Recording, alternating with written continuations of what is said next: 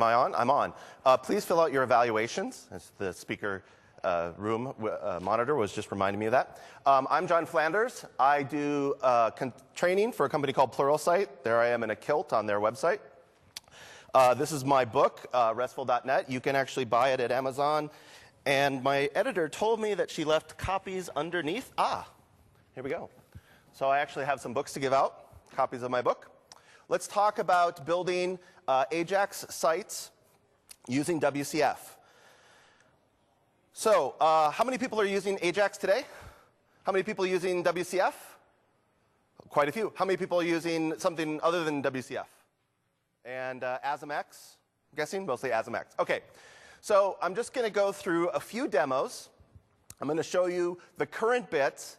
Then at some point towards the end of my 20 minutes, which still trying to figure out exactly how to do 20-minute talks. But I see Pablo didn't succeed, right? He went to like 25 minutes. And I get to do the next talk, so I've got a little bit of personal leeway there. I'm going to show you the current bits on how you can do stuff with WCF and ASP.NET and AJAX. And then I'm going to show you something that the WCF team sent me, which is sort of a futures-looking kind of a thing. And we'll look at that. And we'll also look at Silverlight. What I promise you is that I'm not going to do any Twitter demos.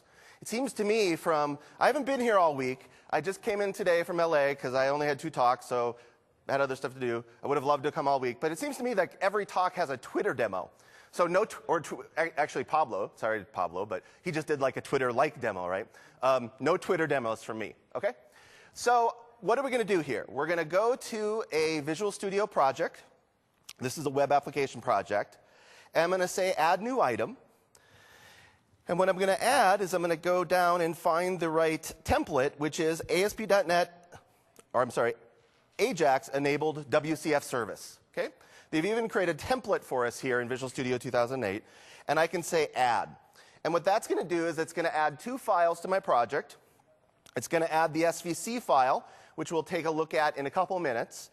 It also adds the service. Okay? So it adds a public class service 1, it adds the WCF service contract attribute, and adds ASP.NET compatibility so that they can get some cool stuff with caching and the JavaScript.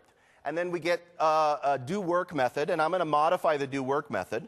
I'm going to make the do work method be, instead of post, which would be the default, I'm going to add web get attribute. So web get attribute tells WCF that this particular method should be called when a get request to a particular URI comes in to this particular method, okay? Or using the correct URI. So I'm just going to return something here. Okay? I'll say return, not Twitter. Okay? No Twitter? No Twitter is good too. Okay, so added a new item, went in, modified the service implementation. And now what I'm going to do is I'm going to add another file to this project. I'm going to right-click and say Add New Item. I'm going to add a AJAX web form. Okay, so this is a regular old ASP.NET page, but already preloaded with the script manager. And the script manager is key here. Okay?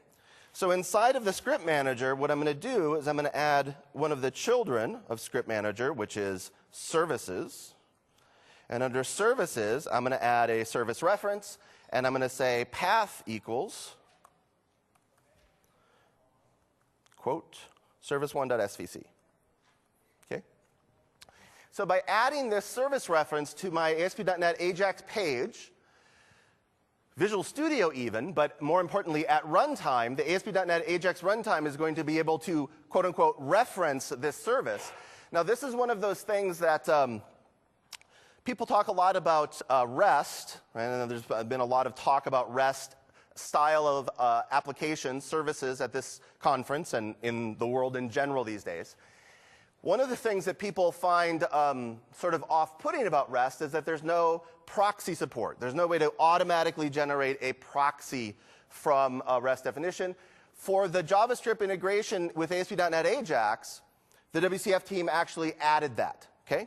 So if I actually go to this page in the browser, The SVC file is what I'm browsing to right now. Notice I get sort of this default documentation page from WCF. But if I go to Fiddler, Fiddler being a really useful tool for testing out things relating to REST and RESTful services and websites, and if I say, give me this URI, but add the /JS onto it, when I do the execute, I get a 200 OK. If I look at the raw result, down here, what I see is some JavaScript, and this is the JavaScript proxy. Okay, so the idea with WCF is they've added the ability to be able to go to this /JS, and it creates this proxy that knows how to call this WCF service. So you don't have to write any of that code. It's all written for you in a strongly typed way. Now, the one limitation is this only works with ASP.NET AJAX, right? It's not like you could take this JavaScript and pull it into a jQuery page or a prototype page or any other sort of JavaScript library. It only works with ASP.NET AJAX. So here's what we'll do. Go back to here. Let me add a little bit of HTML. So I'll add a input type equals button. On click equals get data. Sorry. I have to type faster if I only have 20 minutes. I'll put in a div. I'll give this an ID of _data. Okay. And then I'm going to go up and I'm going to implement that function, get data. And if the IntelliSense gods are happy with me today, I should be able to type in service1 dot do work. Okay? So there's the proxy at work inside of the tools, which is pretty nice. I can pass in two, or actually three things. I can pass in 2 functions, one for on success and one for on failure. And then I can pass in some user context, which is really useful because the callback happens in a different context than the call you made in terms of the JavaScript context. So if you're doing things with prototypes and stuff like that, it's not going to be inside of the this context. So passing the this as the user context is actually really useful. I'm just going to call a method called done, because I don't need that right now. I'm going to get the result. And then what I'm going to do is say get _data dot inner text equals result. Okay, let's see if that works. So again, this is just the simple stuff, right? This is the idea that I'm going to take and, of course, putting a little text on the button would have helped me, but I actually can click this, I think. And if I click there, right, it makes an asynchronous call. I'll zoom in there so you guys can actually see that. And it goes back to the server, makes that AJAX call, gets that data, returns it back as a JavaScript object, and I can go basically party on it inside of my client-side JavaScript. Okay? 11 minutes left. So let me go from that example to a slightly more complex example, a service that I've already written.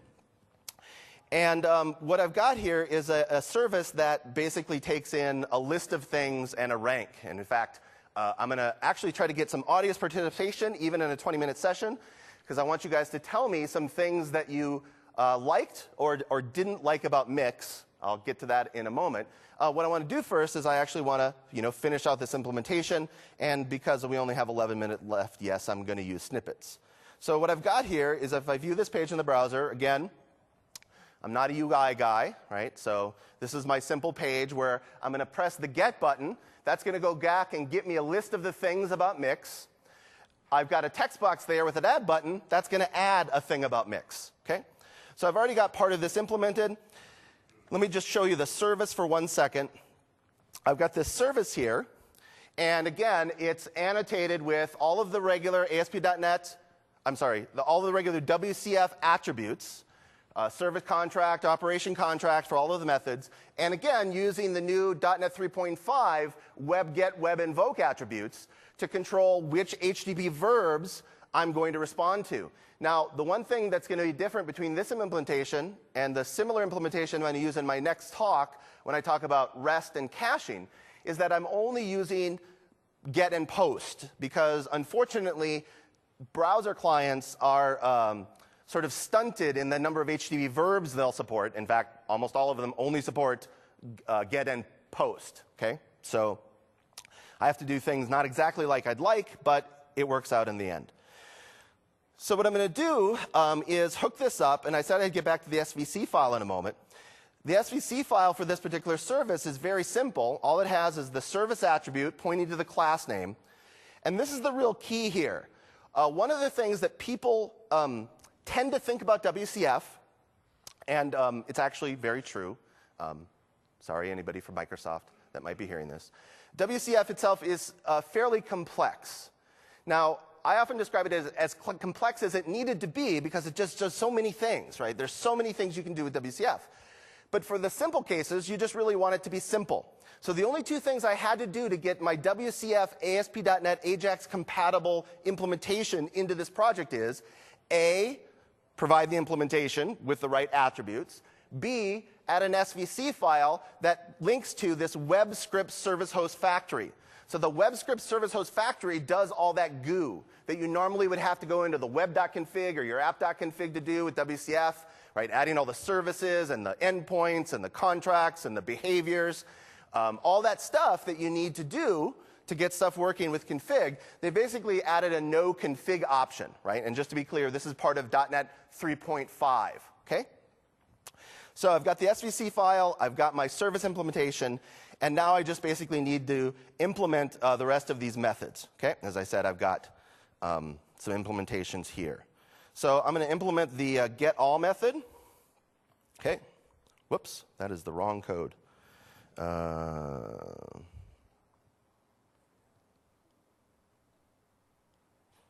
That's definitely not JavaScript. Okay. Whoops. Actually, in the getAll method, what I'm going to do is I'm going to say mix service JSON.getAll.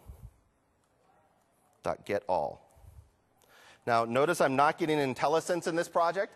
I'm not exactly sure why I'm not getting IntelliSense. Remember I mentioned the IntelliSense gods, whether or not they're happy with me today. It used to be IntelliSense was so sort of, in years past, sort of flaky. Sometimes it would work, sometimes it wouldn't work. And then over versions of Visual Studio, it's gotten so good that now if my IntelliSense doesn't work, I automatically assume I've typed in something wrong, right? There's something wrong in my code. The JavaScript stuff in Visual Studio 2008 is basically a V1, and I find it is sort of that same kind of thing where it sometimes works and sometimes doesn't work. I'm going to call this getAllDone. And I'm going to implement getAllDone with that code that I was going to drag and drop from my toolbox. This code here, okay? So basically what I'm going to do is I'm going to go get this array of results and go ahead and just pop it into the div. I've got a div down here. I'm sorry, not a div, a UL. So I'm going to make a list with all the items from my list. Let's go ahead and do the add new. Right? In the add new, what I'm going to do is I'm going to say var t equals new thing about mix. Right? Again, this JavaScript proxy is a strongly typed proxy, so I can just create these objects. I'm going to say t dot stars. Let's just hard code this at 5. T.text equals to val. And then I'm going to say mix service JSON dot add one. And I'm going to pass in t. And I'm going to call this add one done. And in my add one done, right, I'm going to get one result back. And what I'm going to do with that one single result is add it to my list. Right. All right. I think that might be it. Let's see if this works. I have 5 minutes left. So what is something that somebody liked about Mix? That it's in Vegas. Okay, added to my list. How about something else? Is that all anybody liked about Mix, or did Thursday night basically zero out everything that you liked about earlier in the week? No ice cream? Oh, the ice cream was good? I missed that. Good ice cream. Okay, So you can see I'm just, it's not very exciting of an app. But the idea here is I can, with very few extra attributes and a little bit of configuration, really almost no configuration, I can get my services up and running with ASP.NET, AJAX, and WCF, right? It's a really good mix. Now, let me show you something that they're adding and thinking about for the future. And the team is interested in feedback on this. So if you want to send that feedback to me, that's great. You can contact me through the Pluralsight site. That's perfectly acceptable. Basically, one of the things that they're trying to do, and Microsoft, this is what Microsoft tries to do for developers all the time, is just make it easier for us to do things that we want to do with the technologies that we're developing applications with. JavaScript and JSON is one of those technologies. And one of the things that a lot of people like to use with JSON is this technique called JSON-P, or JSON on demand, where basically inside of your ASP.NET, or not your ASP.NET page, I'm sorry, your HTML page, you have a script tag that links to a source which is not on your server, right, which is some third-party site. And that brings in basically a lot JavaScript that's a lot like the code that I showed you at the beginning, the JavaScript proxy. It's basically a JavaScript object that you can use to call some other third-party service. Because one of the limitations of JavaScript in the browser is that the browser will not let JavaScript call out to some other server, right? It lets you call back to your server, but it doesn't let you call out to some other URL, right? Some other domain name. So the way people get around this is by doing basically JavaScript injection using a script tag. And so what they're adding, and they're thinking about adding for the future, is basically a script tag where you can link to, and this could be to some other site. It actually happens to be to the same site, but it could be to some other site. And similar to the /js that I showed you earlier, they have a /embed URI. And what /embed does is basically pulls in another JavaScript kind of proxy, but one that works in sort of the JSON-P world, right? The world where I want to implement a service, and I want to let people use my JSON JavaScript-based service in their own pages on their own sites, right? Mashups and stuff like that. So what this is going to do is basically it's a Pig Latin translator, okay? This was not the demo that I wrote, right? This is the demo that the team wrote. So how about I like that it is in Vegas. Convert to Pig Latin. Wow, interesting. I'm not a big expert in Pig Latin. I'm not sure if that's correct Pig Latin or not. But all of that, all of the code behind this page is all being pulled in with that /embed, right? The JavaScript is coming in based upon that code. And again, we can go to Fiddler and we can get a hold of that, right? So this is myservice.svc /embed, right? Then we look at the raw response. Oops, that's the wrong one. This one. Right. I'm sorry? The expiration headers? No, they're not putting any in there right now. This is an early prototype. The question was, are there any expiration headers? And the answer is no, not right now. This is a really early prototype. Okay? I'm going to throw one other thing in here, and I've got 1 minute left, so I'm going to throw that in, then I'm going to let you guys ask questions. I know this is the week that IE8 was released, and I don't know if I don't think they showed this in the keynote because I watched the keynote from home. But if you haven't gone to the developer tools in IE8 yet, do so immediately when you get a chance. This is pretty cool. You can actually go in and you can see all the HTML, and you can actually change the HTML, and it will refresh in the browser. You can see the CSS script, which is really nice. You can basically set a breakpoint and debug script very, very easily. So if I click convert to Pig Latin, I guess that's not the right submit. I thought it was the right submit. Oh, start debugging, sorry. Now, if I go over here and say convert to Pig Latin, it drops me right into the debugger. And the other really cool thing is, if you're doing JavaScript at all, they've made some great improvements in the speed of JavaScript in IE8, but also they have a profiler built in. So as you're working on your sites and you're trying to see, again, don't over-optimize for performance, but once you find a performance problem, you can basically turn this profiler on. And if I go ahead and press F5, right, we'll do this a couple times. I go back to the profiler. If I say stop profiling, it shows me basically, what are all the methods that got called, how long did that take, and I can see it as a sort of a stack trace or a tree view. Really cool support, right? Doesn't really have anything to do with WCF, but again, just sort of the commitment Microsoft has to JavaScript and to developers. I find this really, really helpful since I've been using IE8. Okay, so I've got about a minute, 30 seconds, 39 seconds, 40 seconds. It's going up. Oh, I'm already over. I'm over by 48 seconds. But I'm doing the next talk, so it's okay. Questions? Anybody have any questions? Here. What version of the .NET framework are you using? Great question. The question is, what version of the .NET framework am I using? And I'm using .NET 3.5. I'm using Service Pack 1. Nothing that I showed you requires Service Pack 1. Okay? Everything works with just plain 3.5. Question? Is that JS proxy element that's pushed down, is that Microsoft specific, or could I, if I was building an HTML page and I wanted to read this stuff raw, could I use that, could I import that? The first one I showed you, the JavaScript proxy? Yeah, so the question is, if I'm just writing an HTML page and can I pull in that proxy by requesting that URL and getting that down into my page and start using it?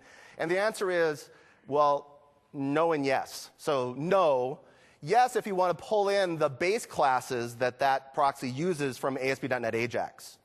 Like, for example, in ASP.NET MVC, rather than, at least in the project templates the way they have it now, the ASP.NET AJAX files are actually in there, right? They're in there physically, individual files. And I think you just need the one, right? You need just like the one first base class file that's got some of the base classes that thing uses, classes, right, the JavaScript stuff. And if you pull that in, yeah, you can use it. Any other questions? How did I do the profiling? Yeah, so what I did was I'm in a page that's got some JavaScript. I go to Tools, Developer Tools, or press F12. And then I go to the Profiler page tab. I say Start Profiling.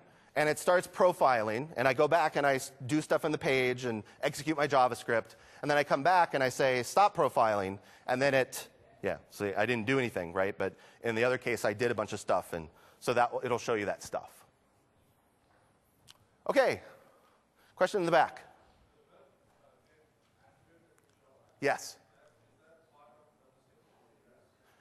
The WebGet attribute that I showed, it's part of WCF and .NET 3.5.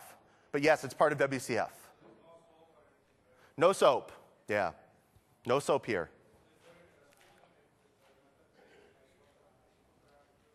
I'm sorry, I can't hear you. Can you stand up, come to the mic, or just talk louder? That method takes a big input parameter. Is there a restriction that... Yes. So if you're doing WebGet, how do you deal with input parameters? WebGet parameters can only come in on the query string because browsers won't send, and clients in general, although it's not technically illegal by the HTTP spec, they don't send a entity body. So if you're going to have parameters with get, those are going to end up being query strings. So you define them in a URI template. You define query strings that you wanted to parse and have come in. Okay. Any other questions? Oh, somebody's coming up to the microphone to ask a question. How nice. Yeah. Thank you. Hi. So the reason I was asking that question is because at MySpace, we actually had to remove all the script manager references. Right. Because generating the proxy at runtime was really expensive for us. Right. So we had to add like build time support. Are you guys thinking about adding that into the product? Just to be clear, I'm not from Microsoft, but I do a lot with the team. So the JavaScript, you mean the /JS? Yeah. Well, the /JS, they do cache that, right? Okay. So they do send back cache control headers when that gets sent. The second one didn't because that's a prototype. I'm pretty sure the first one, if we go look at it in Fiddler, it says cache control, no cache. I could be wrong about that. Oh wait, I'm still looking at the wrong one. No, maybe I am looking at the right one. Yeah, no cache. Because that would help us a lot. You know, you can ping me offline. There is something that happens there. It depends on how you set up that. Oh, yeah, see, I'm looking at the embed. Here we go. So it says cache control private date. Yeah. Yeah. So it does that a couple, yeah. So what's the time of No, but that's definitely something that I will mention to them about the /embed, right? Because that's super important. In fact, that's the whole, my whole next talk that I'm supposed to start soon. Now, what a great segue into my next talk, which is about get and caching. But did you have another question? Yeah, I don't know that that's going to work. Oh, cache control private? No, that's not helping, right? No, I totally agree. That doesn't help. All right, I'll let No, I thought in my memory, I had somewhere in my memory, somewhere way deep inside, that there was a correct cache control header of one type or another in that JavaScript proxy get. But it's not there. So I must have, either I made it up or, they changed it or something. But yeah, that's definitely a great point, and I definitely will bring that up to the team when I give them the feedback from the session. Okay, so we're in the next talk. I'm already 2 seconds into the next talk.